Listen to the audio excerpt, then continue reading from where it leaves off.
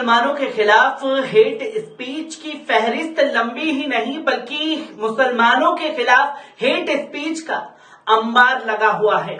जहां धर्म संसद लगाई जाती है और धर्म संसद में ये ऐलान किया जाता है कि मुसलमानों का नरसंहार करो, मुसलमानों से किसी भी वक्त जंग होने वाली है, तो वहीं इसी धर्म संसद में ये भी कहा जाता है कि मुसलमानों को गाजर मूली की तरह छीलने का अब वक्त आ चुका है। और तो और नारे लगा दिए जाते हैं दिल्ली के जंतर मंतर पर कि जब मुल्ले काटे जाएंगे राम राम चिल्लाएंगे।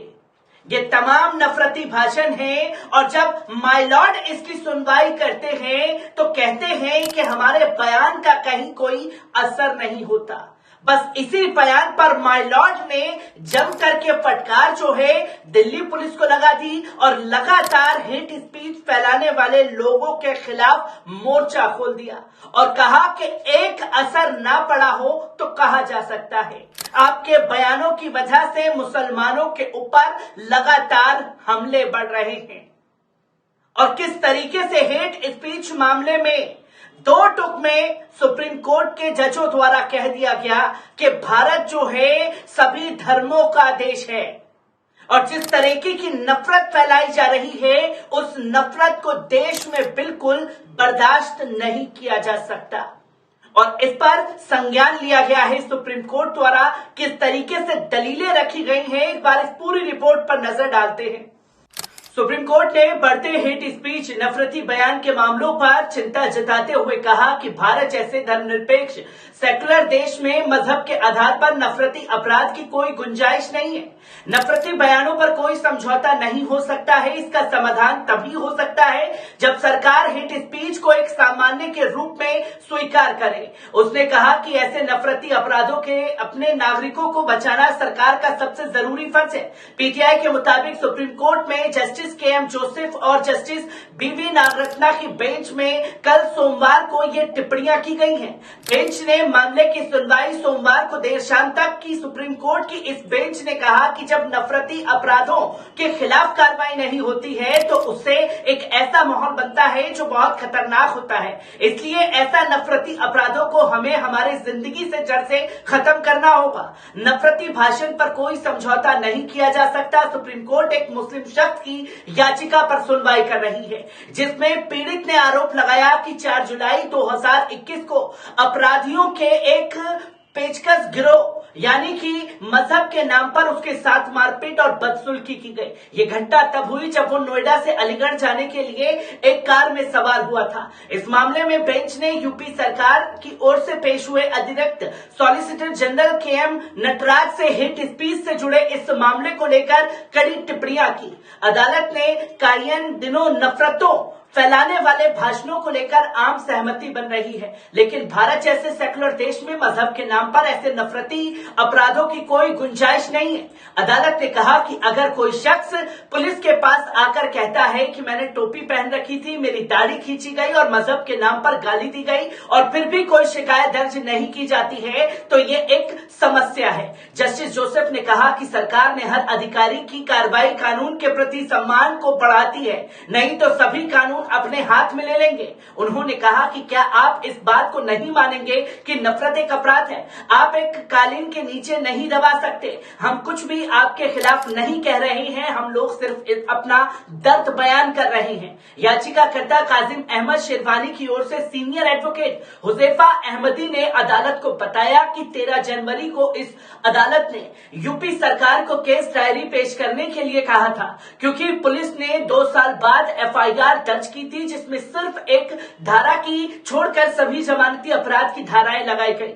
यूपी सरकार के एससी के.एम. नटराज ने इस बात को माना कि पुलिस अधिकारियों ने चूक की थी। उन्होंने कोर्ट को बताया कि एसीपी रैंक के अफसर के नेतृत्व में एक विशेष जांच दल बनाया गया है। दोषी पुलिस अधिकारियों के खिलाफ अनुशासनात्मक कार्रवाई की गई है।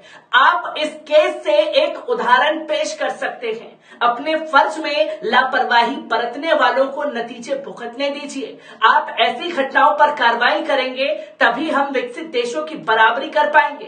कहिए कि जो कि गलती स्वीकार करने में कुछ भी गलत नहीं है। यूपी सरकार के एसजी केएम नटराज ने कहा कि 4 जुलाई 2021 को जब कथित घटना हुई, पीड़ित नोएडा सेक्टर 37 पुलिस चौकी गया था, जहां सिर्फ कांस्टेबल मौजूद थे। उन लोगों ने कोई शिकायत दर्ज नहीं की। फिर पीड़ित जामिया नगर के अस्पताल में गया और दिल्ली पुलिस को बयान दिया कि उसे लूटा गया, हमला किया गया और चोटें आई।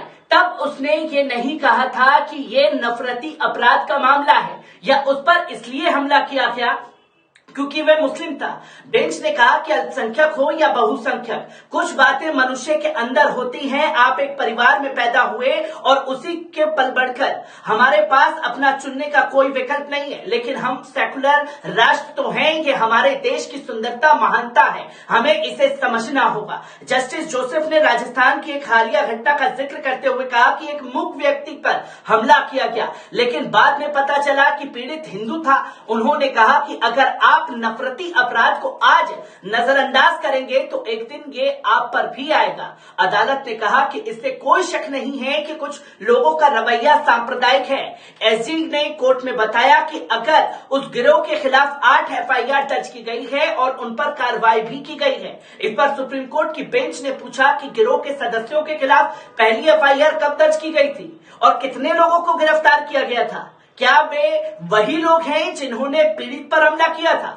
उन्हें कब जमानत दी गई? एसजी नटराज ने कहा कि वे सभी एफआईआर की डिटेल के साथ एक हलफनामा दायर करेंगे। उन्होंने बताया कि पहली एफआईआर जून 2021 में पेचकस गिरोह के सदस्यों के खिलाफ दर्ज की गई थी। उस गिरोह ने मुसलमानों या हिंदुओं पर हमला करने की में कोई भेदभाव नहीं किया था। इस पर एडवोकेट अहमदी ने कहा, यह मानने में 2 साल लग गए कि एक आपराधिक घटना हुई थी। यूपी सरकार के 2 हलफनामों में पुलिस ने कहा था कि कोई नफरती अपराध नहीं हुआ था। 5 जुलाई 2021 को एक पुलिस गश्ती दल पीड़ित के घर आया था और कहा था कि इस घटना को नफरती अपराध के रूप में कोर्ट में नहीं पेश किया जाएगा। पुलिस वालों ने कहा था कि कोर्ट को यह ना बताया जाए कि उसकी दाढ़ी खींची गई थी।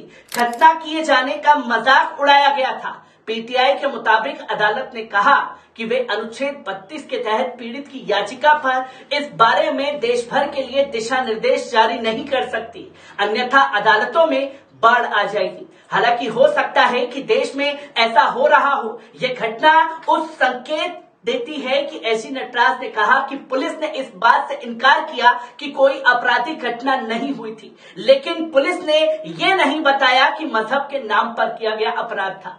पीड़ितों ने मीडिया में इस मुद्दे का प्रचार होने का फायदा उठाने की कोशिश की और अपने बयान बदले। अदालत ने यूपी सरकार से एक विस्तृत हलफनामा दायर करने को कहा और मामले की आगे की सुनवाई 3 मार्च के लिए स्थगित कर दी। बता दें कि सुप्रीम कोर्ट ने पिछले साल 21 अक्टूबर को यूपी, उत्तराखंड और दिल्ली में नफरत फैलाने वाले भाषण देने वालों पर कड़ी कार्रवाई करने को कहा था। अदालत ने कहा था कि हम मजहब के नाम पर कहां पहुंच गए हैं, ये दुखद है। अदालत ने सेकुलर भारत की परिकल्पना का हवाला देते हुए तीनों राज्यों को निर्देश दिया था कि शिकायत मिलने का इंतजार किए बिना अपराधियों के खिलाफ फौरन आपराधिक मामले दर्ज किए जाने चाहिए। और क्यों नहीं अभी तक इन नफरती भाषण देने वालों को गिरफ्तार किया गया। और जब तक आप यानी कि पुलिस वाले अपनी अहम भूमिका को नहीं समझेंगे, आम जनता के पक्ष में नहीं खड़े होंगे, तब तक ऐसे मामले बढ़ते रहेंगे। क्योंकि मजहब के नाम पर जो नफरत फैलाई जा रही है उसे बिल्कुल भी बर्दाश्त नहीं किया जा सकता। मैं ऐसी ही सुप्रीम कोर्ट से जुड़े हर एक मामले की तस्वीर आप लोगों के साथ साझा करता रहूंगा। दीजिए इजाजत, शुक्रिया।